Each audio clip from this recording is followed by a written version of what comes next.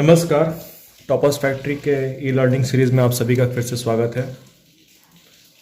आज के वीडियो में हम अपने एनपीओ चैप्टर को फर्दर डिस्कस करेंगे। पिछले क्लासेस तक हमने preparation of income expenditure account को डिस्कस करा था और डिफरेंट एस्पेक्ट को समझा था कि जब इनकम एक्सपेंडिचर अकाउंट बनाते हैं तो किन बातों का ध्यान रखना है और किस तरीके से उसको प्रिपेयर करना है। तो जो भी नए स्टूडेंट हमारे साथ जुड़ रहे हों, जिन्होंने प्रीवियस वीडियोस ना देखा हो, तो मेरा सजेशन होगा आपको कि आप पहले के वीडियोस को देख लेंगे, तभी आपको आगे के प्रोसीजर समझ में आएंगे। ठीक है, तो आज हम बात करेंगे फंड बेस्ड अकाउंटिंग में। ठीक है, एनपीओ में एक सेपरेट कंसेप्ट है जिसे हम जानते हैं फंड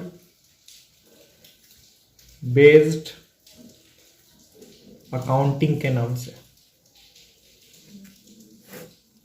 फंड बेस्ड अकाउंटिंग। ठीक है, तो अगर फंड बेस्ड अकाउंटिंग की बात करें तो सबसे पहला वर्ड जो दिमाग में आ रहा है वो क्या आ रहा है? फंड आ रहा है। फंड क्या होता है?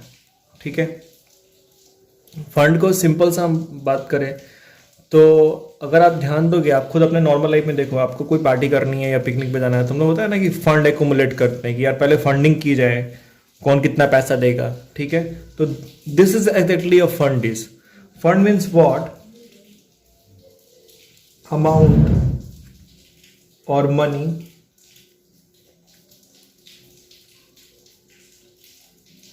set aside for a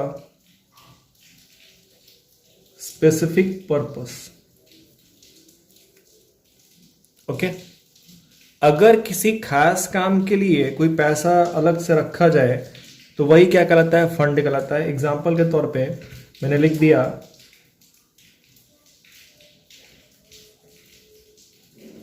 building fund. तो फंड मतलब एक तरीके से क्या है? गुल्लक। भाई मैंने एक गुल्लक खरीद के लाया, उसके ऊपर चिपका दिया बिल्डिंग। ठीक है, यानी अब जो भी पैसा आएगा इस फंड में वो किस काम के लिए यूज होगा? सिर्फ और सिर्फ बिल्डिंग क्रिएशन के लिए। तो जो भी पैसा आएगा उसी फंड में ऐड होगा और जो पैसा आएगा उसी फंड से क्या हो जाएगा? डिडक्ट हो जाएगा। ठीक है, तो एनपीओ में क्या है कि फंड बेस्ड अकाउंटिंग होती है, यानी जो कुछ मुख्य कार्य हैं उसके लिए अलग से क्या करते हैं? फंड क्रिएट कर लेते हैं। ठीक है, तो ये फंड बेस्ड अकाउंटिंग होता है कैसा है, इसका अकाउंटिंग प्रोसीजर क्या है, यही हमें समझना है, so that we will able to do our practical questions. Okay, तो आइए देखते हैं। तो देखो और क्या है कि any amount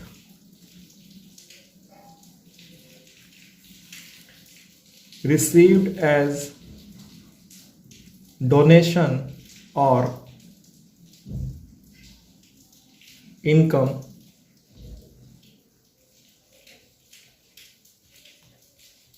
for the fund will be added to it। यानी अगर मान लीजिए बिल्डिंग का डोनेशन मिला तो क्या करेंगे? बिल्डिंग फंड में उसको ऐड कर देंगे, जोड़ देंगे। और any amount paid as expenses will B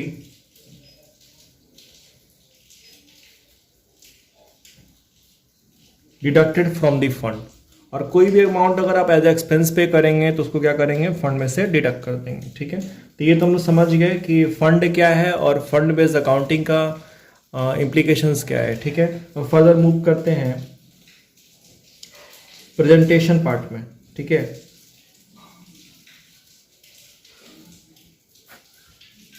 कि फंड को प्रेजेंट कहाँ करना है। ठीक है, तो देखिए जैसे ही कोई रिसिप्ट स्पेसिफिक रिसिप्ट हो जाता है, जैसे आपको बिल्डिंग फंड है तो आप पैसा किस लिए हो गया? स्पेसिफिक काम के लिए हो गया ना।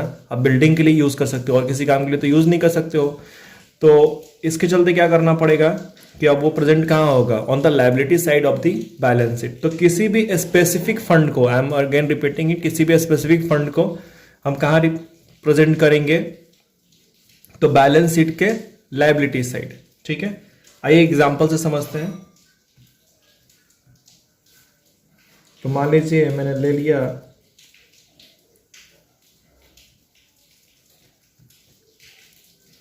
कि बिल्डिंग फंड जो है वो एनपीओ के पास कितने का है, तो 20 लाख का है। ठीक है,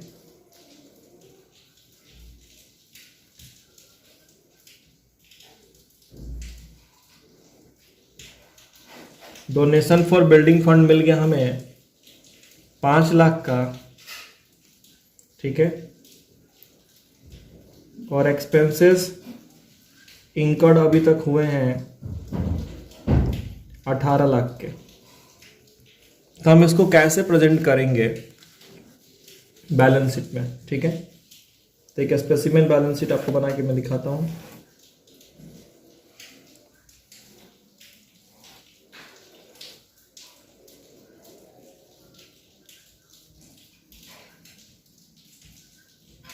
इधर हो गया हमारा लायबिलिटी साइड, इधर हो गया एसेट अमाउंट। तो हम क्या करेंगे, कैसे प्रेजेंट करेंगे, तो यहां पे लिख देंगे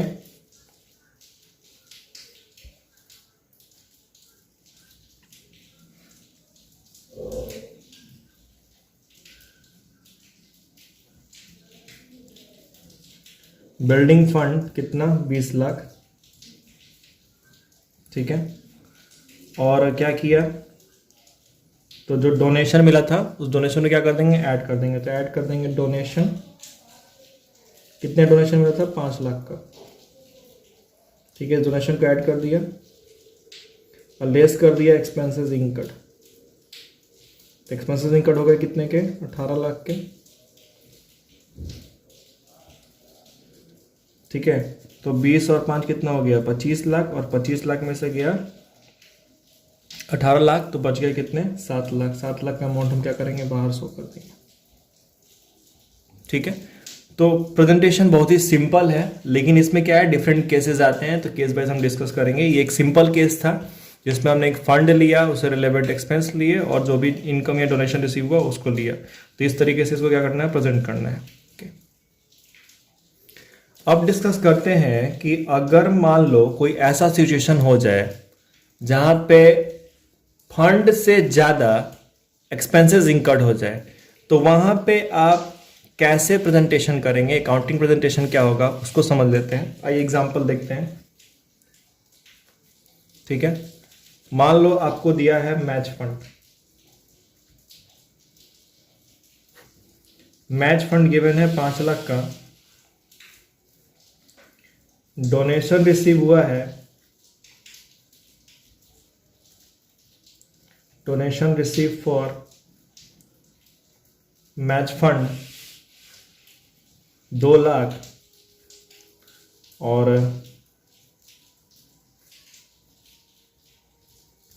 एक्सपेंसेस इंकर्ड हो गए हैं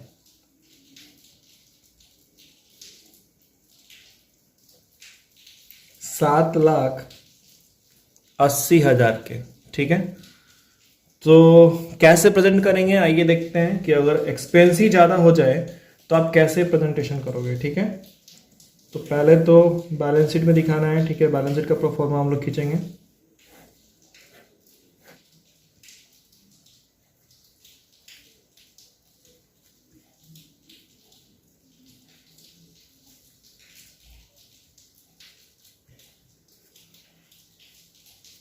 ठीक है, इसका क्या करोगे आप, तो यहां लिख दोगे match fund,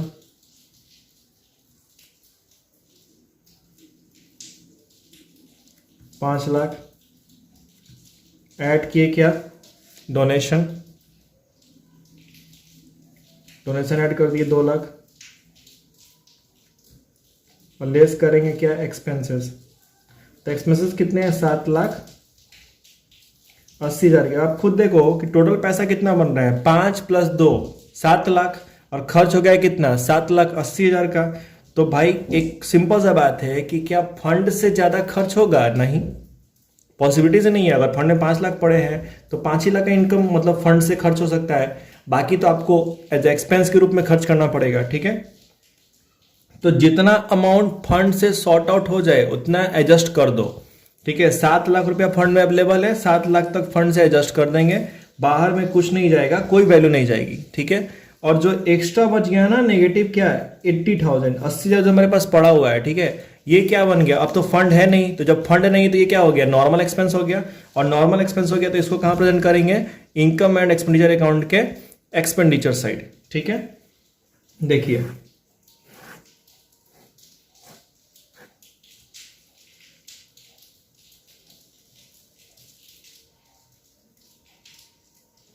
income and expenditure account के हम कहाँ आएंगे, एक्सपेंडिचर, इनकम, डेबिट, क्रेडिट। तो हमारा 80,000 का मैच एक्सपेंसेस कवर नहीं हो पा रहा था फंड से, तो हम उसको क्या करेंगे, मैनेज कर देंगे किससे, इनकम एक्सपेंडिचर अकाउंट में एक्सपेंडिचर साइड प्रेजेंट करेंगे, मैच एक्सपेंसेस 80,000। ठीक है, तो जब भी आपके फंड के अमाउंट से ज्यादा एक्सपेंस इंकर्ड हो जाए, तो जितना अमाउंट फंड से मैनेज हो जाए आप उसे फंड से मैनेज कर दें लायबिलिटी साइड, और जो भी एक्स्ट्रा अमाउंट बच जाएगा उसको प्रेजेंट करेंगे एक्सपेंस के नाम से इनकम एंड एक्सपेंडिचर अकाउंट के एक्सपेंडिचर की तरफ। ठीक है, आई होप आप ये समझ गए होंगे। आइए नेक्स्ट एग्जांपल लेते हैं और उसको समझते हैं।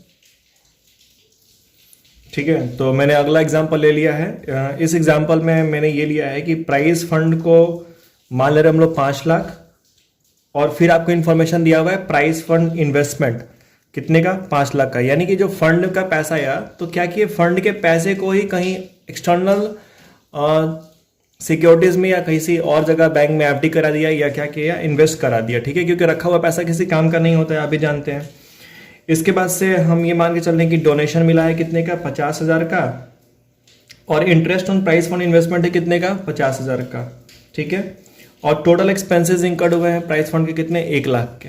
ओके, तो अब हमें देखना है कि इसको प्रेजेंट कैसे करेंगे क्वेश्चन को बनाते समय। ठीक है, ये कैसे प्रेजेंट होगा, आई होप क्वेश्चन आप लोगों ने नोट कर लिया होगा। ठीक है, आइए इसके प्रेजेंटेशन को देखते हैं कि इसको कैसे प्रेजेंट करना है। ठीक है, जब आपका फंड और फंड इन्वेस्टमेंट दोनों ही क्या हो, क्वेश्चन में गिवन हो, तो प्रेजेंटेशन कैसे होती है। ठीक है, क्या दिखाते हैं, एक बात समझ लो, आप भी ऑलरेडी जानते हो कि अगर कोई भी इन्वेस्टमेंट है तो इन्वेस्टमेंट हमारे लिए क्या होता है, एसेट होता है। तो अगर मैच फंड है तो मैच फंड तो लायबिलिटी साइड दिखाएंगे, लेकिन मैच फंड इन्वेस्टमेंट होगा तो वो क्या हो जाएगा, it becomes an asset for the NPO, हमारे लिए एसेट है, तो हम इसको कहां प्रेजेंट करेंगे, एसेट साइड प्रेजेंट करेंगे। ठीक है, आइए देखते हैं। तो बैलेंस शीट के फॉर्मेट को हमने खींच लिया है, अब हम 1 बाई 1 डिटेल फीड अप करेंगे। सबसे पहले हम शो करेंगे प्राइस फंड को। प्राइस फंड हमारा कितने का था, 5 लाख का था। आप लोग प्लीज क्वेश्चन नोट कर लिए होंगे आई होप। तो प्राइस फंड ले लिया 5 लाख। प्राइस फंड के लिए जो डोनेशन मिला है वो कितने का मिला है, 50,000 का, तो ऐड कर देंगे डोनेशन, 50,000 डोनेशन ऐड कर दिया। ठीक है, इसके बाद से आप देखो प्राइस फंड इन्वेस्टमेंट है सेम, जितना फंड है 5 लाख का उतना ही का क्या इन्वेस्टमेंट भी है। तो प्राइस फंड इन्वेस्टमेंट,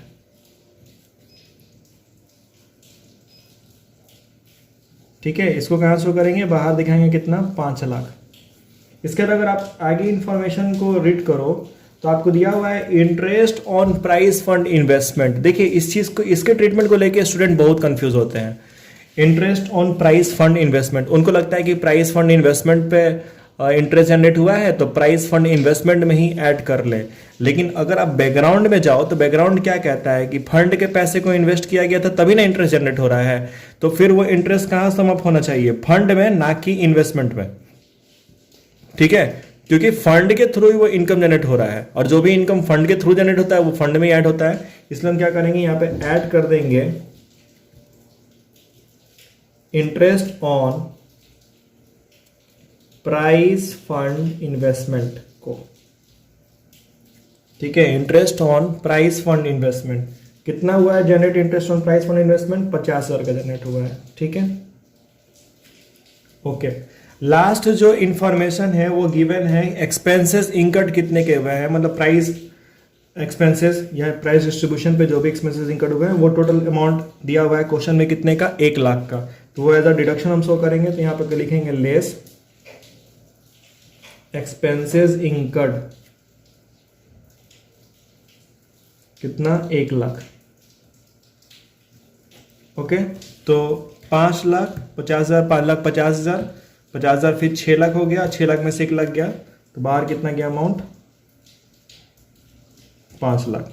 ठीक है, तो इस तरीके से आप प्रेजेंटेशन करेंगे अगर फंड का अमाउंट और फंड इन्वेस्टमेंट दोनों ही क्वेश्चन में दिया हो। और साथ ही साथ ये बात ध्यान रखना है कि कोई भी अगर इंटरेस्ट जनरेट हो रहा है फंड इन्वेस्टमेंट पे, तो उस इंटरेस्ट को ऐड करना है फंड के अमाउंट में, ना कि ऐड करना है फंड इन्वेस्टमेंट के अमाउंट में। ठीक है, ओके, ठीक है। आइए अब अगले केस को डिस्कस करते हैं। ये लास्ट ही केस है हमारे फंड बेस्ड अकाउंटिंग का।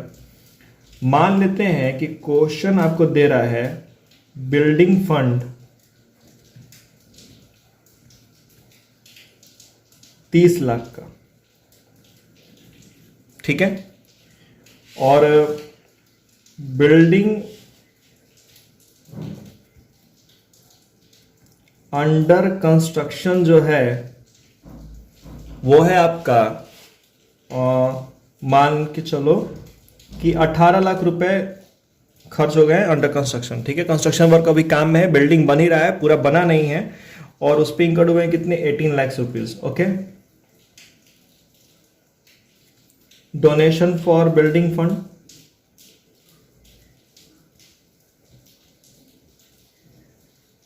तो डोनेशन फॉर बिल्डिंग फंड जो है वो है आपका 2,00,000 का। ठीक है, एक इमेजिनरी फिगर ले लेते हैं।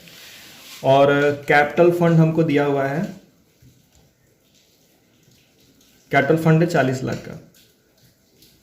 अब देखिए आपके दिमाग में आ रहा होगा कैपिटल फंड, तो कैपिटल फंड क्या है, कैपिटल जो हम लोग पढ़ के आ रहे हैं ना बाकी एंटिटीज में, सोल प्रोप्राइटरशिप में, कंपनी में, तो कैपिटल का ही नाम एनपीओ में क्या होता है, कैपिटल फंड हो जाता है। ठीक है, मतलब मेंबर्स जो पैसा एक्यूमुलेट करके बिजनेस को रन करते हैं, तो उसी पैसे को जानते हैं एनपीओ में किस नाम से, कैपिटल फंड के नाम से। तो कंफ्यूज मत होइएगा, कैपिटल और कैपिटल फंड दोनों एक ही चीज है। ठीक है, don't get confused.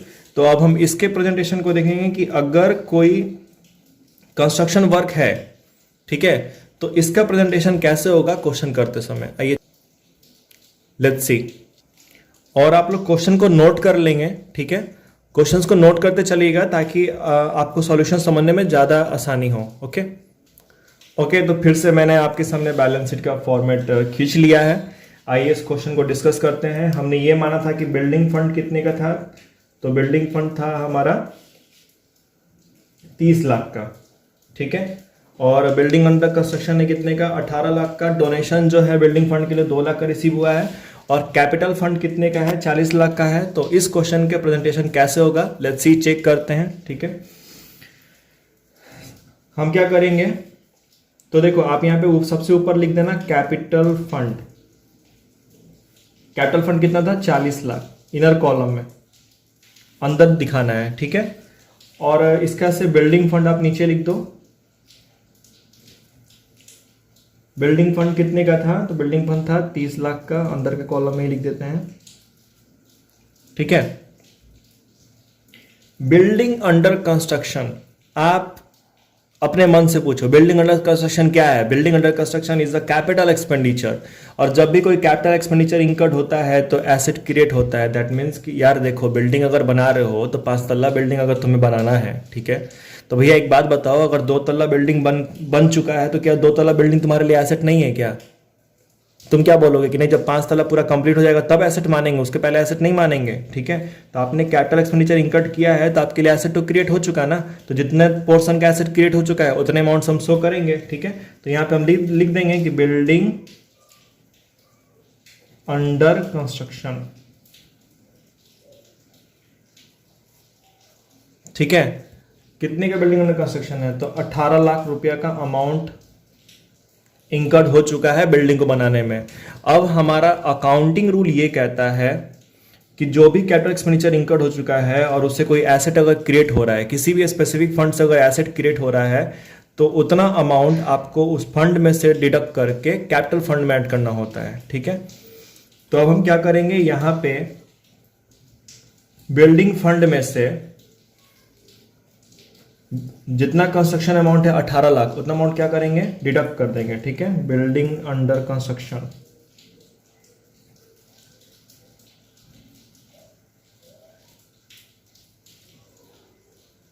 Building under construction कितने का था, तो 18 लाख का। तो इतना अमाउंट क्या कर देंगे, डिडक्ट कर देंगे। ओके, तो यहाँ बच गया कितना,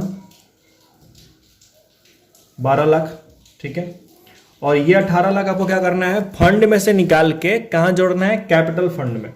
तो यहाँ पे क्या करेंगे, ऐड लिख देंगे, और ऐड करके क्या लिखेंगे,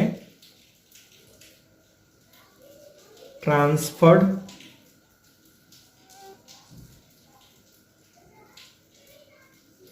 फ्रॉम बिल्डिंग फंड।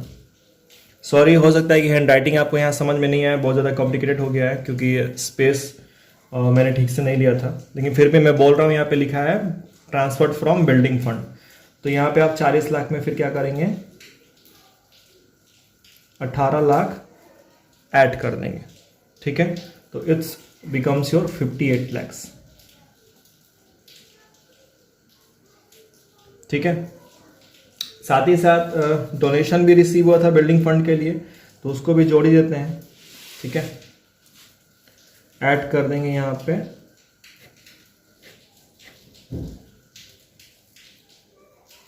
डोनेशन, कितना डोनेशन मिला है, 2 लाख। तो 12 लाख का अमाउंट बचा था, 12 और 2 कितना हो गया, 14 लाख। तो बाहर चला गया बिल्डिंग फंड के नाम से कितना, 14 लाख। ये टेक्निकली लास्ट केस था जो हमें डिस्कस करना था। आई होप आप लोगों को प्रेजेंटेशन समझ में आ गया होगा। ठीक है, कोई दिक्कत नहीं हुई होगी। मैं जूम कर देता हूँ ताकि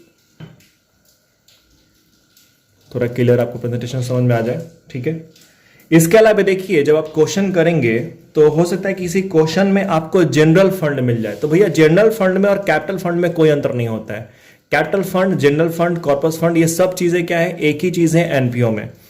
तो अगर क्वेश्चन में इंटरेस्ट ऑन जनरल फंड मिल जाए तो आप उसको एक नॉर्मल इनकम मानना और उसको please income and expenditure account के इनकम साइड प्रेजेंट करना, उसको ले जाके जनरल फंड में ऐड मत करना, क्योंकि वो एक स्पेसिफिक फंड नहीं है। और ये फंड बेस्ड अकाउंटिंग जो होती है ये स्पेसिफिक फंड के लिए होती है। ठीक है, तो आई होप आप लोगों को फंड बेस्ड अकाउंटिंग के हर पर्सपेक्टिव की अच्छी जानकारी अब हो चुकी होगी। ठीक है, क्योंकि हमने फंड समझा, हमने फंड बेस्ड अकाउंटिंग का मतलब समझा, हमने डिफरेंट जो केसेस हैं फंड बेस्ड अकाउंटिंग से जुड़े हुए उसको डिस्कस किया। तो प्लीज़ आप अपना फीडबैक जरूर देना कि आपको वीडियो अच्छा लग रहा है या नहीं लग रहा है। ठीक है, जो भी है, ताकि हम अपने काम को और बेहतर और इम्प्रूव तरीके से आप तक प्रेजेंट कर पाएँ। ठीक है, thank you very much. Please like and subscribe our channel and do share with your friend.